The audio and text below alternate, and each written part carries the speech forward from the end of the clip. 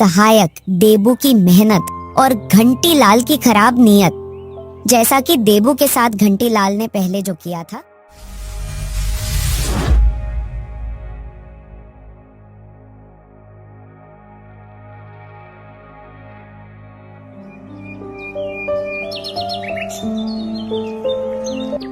प्रेमनगर शहर के एक छोटे से गांव में एक विचित्र चित्रकार रहता था, जो अपनी कला में माहिर था और कुछ विचित्र तरह की पेंटिंग बनाता था। उसकी मेहनत और लगन को देखकर सभी व्यापारी हक्के बक्के रह जाते थे। एक दिन उसके गांव का सेठ घंटी लाल उसके पास जाता है और उसे चित्र बनाते हुए देखता है। यह दृश्य देखकर उसकी आंखें फटी की फटी रह जाती हैं। वह मन ही मन सोचने लगता है, बाप रे, क्या कलाकारी कर रहा है इस पेंटिंग में। जो भी इस पेंटिंग को देखेगा मुंह मांगी कीमत दे देगा हर हाल में। अरे गजब देबू, क्या चित्रकारी कर रहा है तू इस पेंटिंग में। इस पेंटिंग को देखकर ऐसा लग रहा है कि ये कोई पेंटिंग नहीं बल्कि कोई जीता जागता इंसान बना रहा है तू सुंदर सा। सच बोलूं देबू, तुम्हारे हाथों में पेंटिंग करने का जादू है, जादू।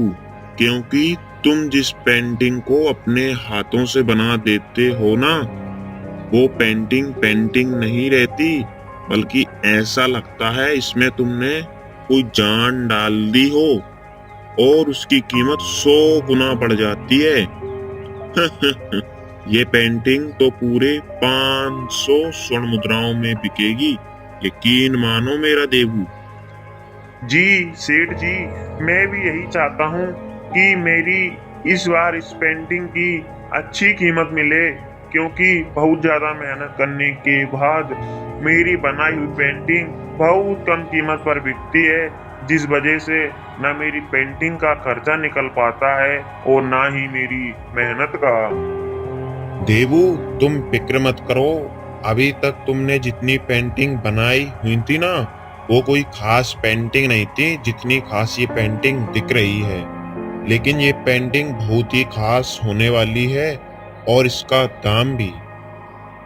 देबू, तुम ये बताओ इस पेंटिंग को कब तक तैयार कर दोगे, क्योंकि कल ही शहर के मशहूर फेमस व्यापारी आ रहे हैं जो कि अच्छा दाम लगा सकते हैं और ले जा सकते हैं इस पेंटिंग को।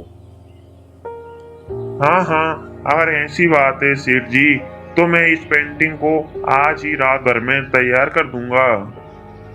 हाँ ठीक है देबू, अब मैं चलता हूँ। घंटीलाल सेठ देबू से इतना बोलकर वहाँ से चला आता है। देबू उस पेंटिंग को तैयार करने में लग जाता है। चित्रकारी करते करते देबू को सारा दिन निकल जाता है और रात भी हो जाती है। देबू सारी रात बिना कुछ खाए पिए उस चित्र को बनाता रहता है और सुबह होते होते वह पेंटिंग बनकर तैयार हो जाती है। वह पेंटिंग देखने में किसी राज्य की राजकुमारी से कम नहीं लग रही थी। उस पेंटिंग को देखकर ऐसा लग रहा था कि अगर उस चित्र में जान डाल दी जाए तो वह हमसे बात करने लगेगी। सुबह होती है और सेठ घंटीलाल देबू के पास चला आता है। उस पेंटिंग को देखकर उसकी आंखें फटी की फटी रह जाती हैं और वह चौंक जाता है। बाप रे, इतनी आकर्षित और सुंदर पेंटिंग मैंने आज से पहले अपने जीवन में कभी नहीं देखी देबू। तुम्हारे हाथों में जादू है, जादू। तुम साक्षात विश्वकर्मा हो। ये पेंटिंग 500 स्वर्ण मुद्राओं में नहीं बल्कि 1000 स्वर्ण मुद्राओं में बिकेगी। देबू, अब तुम ये पेंटिंग बिना कुछ देर किए मुझे दे दो, क्योंकि शहर के मशहूर व्यापारी आ ही रहे होंगे। सेठ जी। हाँ देबू, बोलो। क्या सच में इस पेंटिंग की कीमत अच्छी तो मिलेगी ना, जितनी मैंने मेहनत की है? अरे हाँ भाई देबू, अगर तुम्हें मेरे कहने पर और मुझ पर यकीन नहीं हो रहा हो तो तुम स्वयं ही चलो मेरे साथ और तुम देखना मैं कैसे इस सुंदर पेंटिंग को 1000 स्वर्ण मुद्राओं में व्यापारी को बेचता हूँ और मोटा दाम कमाता हूँ। नहीं सेठ जी, मुझे आप पर स्वयं से भी ज्यादा भरोसा है। आप ये कैसी बात कर रहे हो? हाँ तो फिर ठीक है देबू, अब देर नहीं करो। घंटीलाल सेठ उस पेंटिंग को अपने साथ वहां से ले आता है और अपनी दुकान पर लाकर उसे लगा देता है। तभी कुछ समय बाद शहर के व्यापारी आते हैं और उनकी नजर उस सुंदर पेंटिंग पर जाती है। ओह, क्या कलाकारी है इस पेंटिंग में। अद्भुत, अति अद्भुत। बाप रे, क्या पेंटिंग है। हर हाल में खरीदूंगा इसे तो। इस पेंटिंग को देखकर ऐसा लग रहा है जैसे कि यह किसी विशाल साम्राज्य की राजकुमारी हो। वाह वाह वाह। हाँ, सच में मैंने ये पेंटिंग खास तुम्हारे लिए बनवाई है। इससे पहले आपको मैंने बहुत सारी पेंटिंग दिखाई थी ना, पर तुम्हें कोई भी पेंटिंग समझ नहीं आई थी ना, इसीलिए अब की बार मैंने खास तुम्हारे लिए ये पेंटिंग बनवाई है, जो तुम्हारे मन में घर कर गई है और तुम्हें अपनी ओर आकर्षित भी कर रही है। घंटीलाल, तुम यह बताओ, तुम इस मनमोहक पेंटिंग की कीमत कितनी लोगे? मैं इस पेंटिंग की कीमत सिर्फ और सिर्फ 2000 स्वर्ण मुद्राएं मांग रहा हूँ, और वो भी सिर्फ आपके लिए। 2000 स्वर्ण मुद्रा में? लेकिन यह तो तुम बहुत ज्यादा मांग रहे हो। लेकिन इससे कम कीमत पर मैं ये पेंटिंग नहीं दे सकता, क्योंकि बाजार में इसकी कीमत और भी मिल सकती है। आप चाहो तो दूसरी पेंटिंग देख सकते हो, और मैं आपको दिखा भी दूंगा दूसरी पेंटिंग। नहीं नहीं, कुछ तो खास बात है इस पेंटिंग में। अगर मैं इस पेंटिंग को 2000 स्वर्ण मुद्रा में लूं और 3000 स्वर्ण मुद्राओं में शाही बाजार में बेचकर काफी फायदा उठा सकता हूं। क्या हुआ साहब, आप क्या सोच रहे हो? अरे नहीं, कुछ नहीं। ठीक है घंटीलाल, तुम ये पेंटिंग मुझे दे दो। मैं तुम्हें 2000 स्वर्ण मुद्राएं देने को तैयार हूँ। अब क्या? व्यापारी उस पेंटिंग को घंटीलाल से खरीद लेता है। घंटीलाल को 2000 स्वर्ण मुद्राएं देकर वह पेंटिंग अपने साथ लेकर वहां से चला जाता है। घंटीलाल 2000 स्वर्ण मुद्राएं पाकर मन ही मन बहुत खुश हो जाता है और वह अगली सुबह देबू के पास जाता है।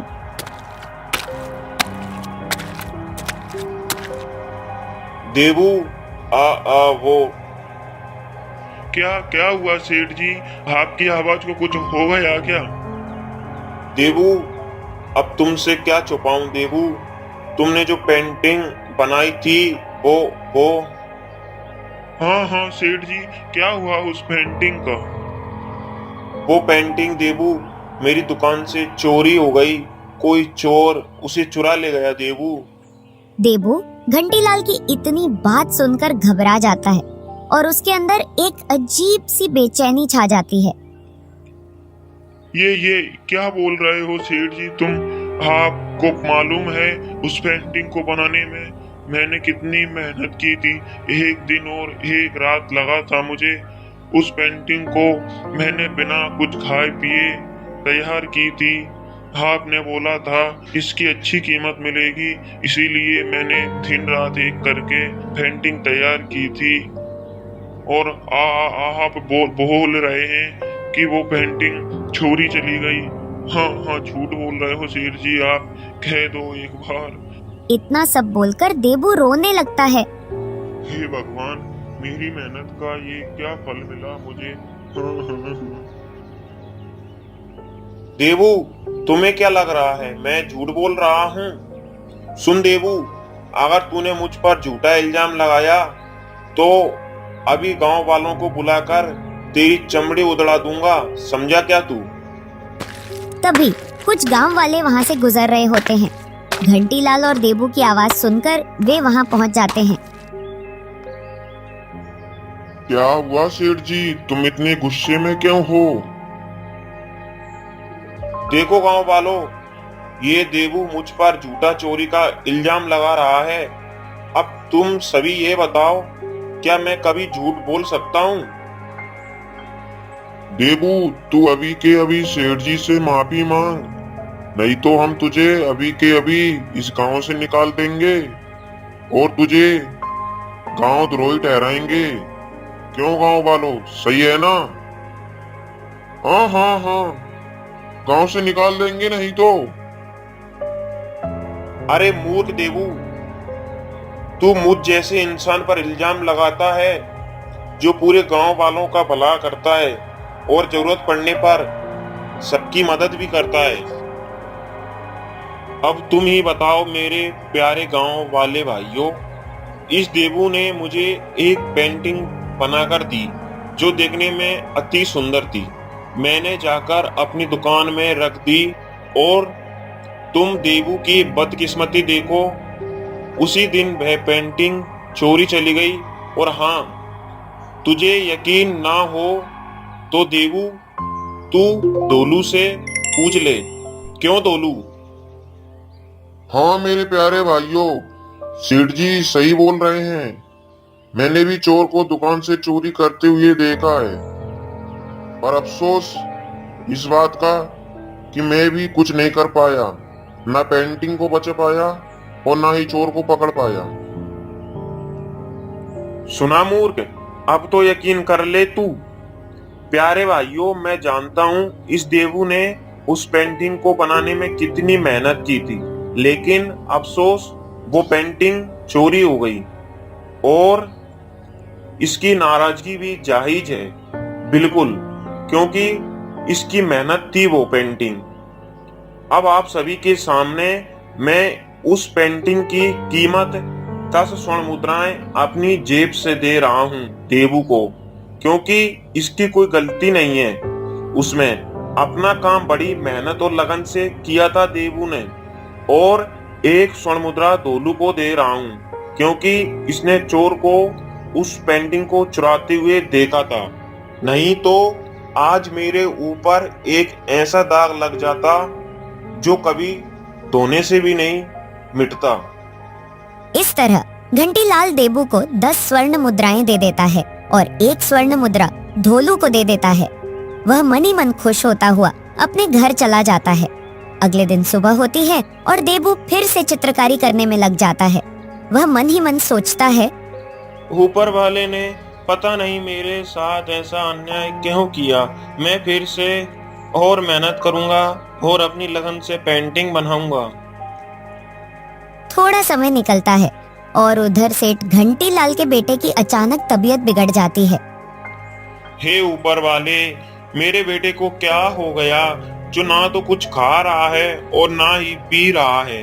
मेरे लाख प्रयासों के बाद भी इसको आराम क्यों नहीं लग रहा है। इतना बोलकर घंटीलाल अपने घर से निकल आता है किसी वेद की तलाश में। वह अपनी सोच में इतना डूब जाता है कि चलते चलते कब जंगल में पहुंच जाता है उसे पता ही नहीं चलता। तभी उधर से सहायक गुजर रही थी और उसकी नजर घंटीलाल पर जाती है। सहायक घंटीलाल के पास पहुंचती है और उसे चिंता का विषय पूछती है। यह सब पूछने के बाद वह उसके बारे में जानने की कोशिश करती है। तब वह समझ जाती है कि घंटीलाल ने क्या किया है और घंटीलाल से बोलती है, देखो, मैंने तुम्हारे बेटे का और तुम्हारा बीता हुआ भविष्य देख लिया है। क्या तुम एक सुंदर पेंटिंग बनवा सकते हो? सुंदर पेंटिंग? ये तो सिर्फ देवू ही बना सकता है। क्या वह मुझ पर विश्वास करेगा? सहायक, मेरे गांव का चित्रकार देवू बहुत सुंदर पेंटिंग बनाता है। वह मेरे कहने पर नहीं बनाएगा। क्या तुम मेरे साथ चलकर उसे पेंटिंग बनाने के लिए कहेंगी? हाँ ठीक है। वो दोनों वहाँ से देबू के यहाँ चले आते हैं। देबू अपने काम में लगा हुआ था। देबू उन्हें देखता है और बोलता है, जी कहिए। अति सुंदर दृश्य बना रहे हो तुम यह सुंदर दृश्य कब तक तैयार कर दोगे? मैं आज ही तैयार कर दूंगा। आप चाहें तो कल ले जा सकते हैं इस पेंटिंग को। देबू बड़ी ही लगन से काम में लग जाता है और पेंटिंग तैयार कर देता है। सुबह होती है। सहायक और घंटीलाल देबू के पास आते हैं और पेंटिंग को देखकर सहायक देबू की मेहनत और घंटीलाल की खराब नीयत, जैसा कि देबू के साथ घंटीलाल ने पहले जो किया था, उसे देखकर सहायक बोलती है, देबू, तुमने अति सुंदर दृश्य बनाया है। तुम्हें अपनी मेहनत की अच्छी कीमत मिलनी चाहिए। सहायक को पता था कि घंटीलाल ने देबू के साथ पहले क्या किया था, तो सहायक बोली, देबू, हम तुम्हें तुम्हारी मेहनत के अनुसार पूरी 4000 स्वर्ण मुद्राएं देंगे इस अति सुंदर दृश्य के लिए। क्या क्या सहायक सच में? हाँ हाँ, सच में। इतना सुनकर घंटीलाल की घंटी गले में ही अटक गई और वह मन ही मन सोचने लगा, मेरी सारी बेईमानी की कमाई आज इस देवू को देनी पड़ेगी, तभी जाकर मैं अपने बेटे की जान बचा पाऊंगा। क्या सोच रहे हो तुम सेठ जी? हाँ, कुछ नहीं। तो फिर देर क्यों? जाओ और 4000 स्वर्ण मुद्राएं लेकर आओ और देबू को दे दो। घंटीलाल अपने घर आता है और अपनी सारी बेईमानी की कमाई लेकर देबू के यहाँ पहुंच जाता है और बोलता है, ये लो देबू। देबू 4000 स्वर्ण मुद्राएं पाकर खुश हो जाता है और पेंटिंग घंटी लाल को दे देता है। सहायक भावुक होकर, यह दृश्य तुम अपने घर ले जाओ और तुम्हारा बेटा पूर्णतः स्वस्थ हो जाएगा। हम सभी मिलकर ऊपर वाले से यह प्रार्थना करते हैं। घंटीलाल पेंटिंग अपने साथ लेकर वहां से चला आता है। उधर घंटीलाल का बेटा बंसीलाल पूर्णतः स्वस्थ हो जाता है और घंटीलाल यह प्रण लेता है कि आज के बाद कभी भी किसी के साथ बेईमानी नहीं करूंगा और जितना हो सकेगा अपने जीवन में दूसरों का भला ही करूंगा।